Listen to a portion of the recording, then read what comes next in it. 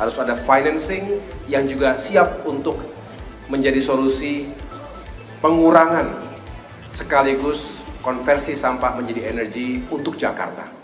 Inilah yang saya rasa menjadi nafas jiwa pembangunan Jakarta 5 tahun ke depan ini, yang sekali lagi saya menaruh dan kita semua menaruh harapan besar dan mengajak untuk terus berkolaborasi. Bapak Ibu yang saya muliakan, saya tidak berpanjang lebar, saya hanya ingin menyampaikan 5 secara singkat apa yang menjadi agenda utama kolaborasi. Tentu saya hadir sebagai seorang yang saat ini mendapatkan amanah untuk mengorkestrasi, kalau saya boleh menggunakan kata orkestrasi, karena ada 5 kementerian teknis yang terkait dalam wilayah koordinasi kami. Ada Kementerian Agraria dan Tata Ruang.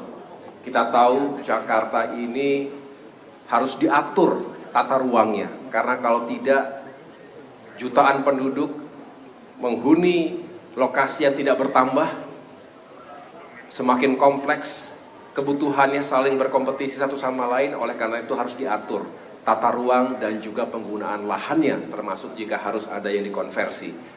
Yang kedua adalah Kementerian Pekerjaan Umum. Tentu kita berharap pembangunan terus berjalan, infrastruktur dasar sangat berarti bagi masyarakat. Yang ketiga, perumahan dan kawasan permukiman. Kita juga tahu ada masalah kualitas hunian di Jakarta.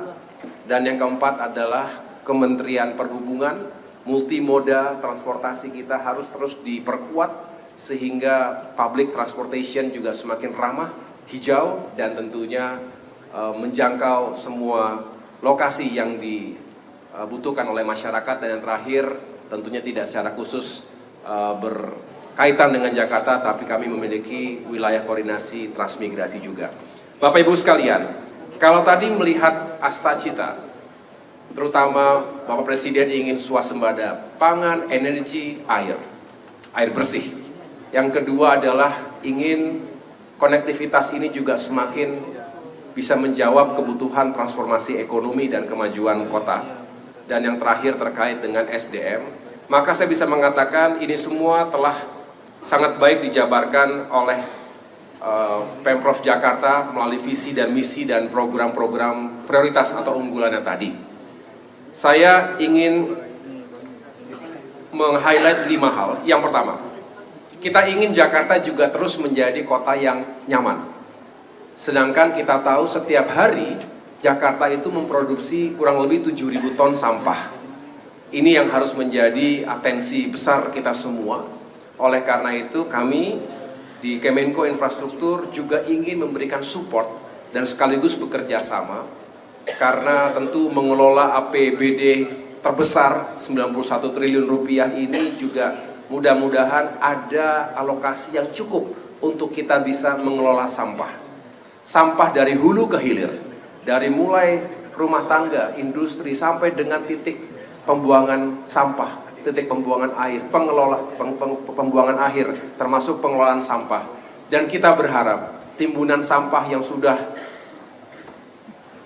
sama dengan 16 lantai, kalau gedung itu bisa kita kikis dan kita habiskan. Bahkan kita bisa konversi itu menjadi energi, waste to energy. Inilah masa depan dunia, masa depan kita. Oleh karena itu harus ada intervensi teknologi, harus ada financing yang juga siap untuk menjadi solusi pengurangan sekaligus konversi sampah menjadi energi untuk Jakarta.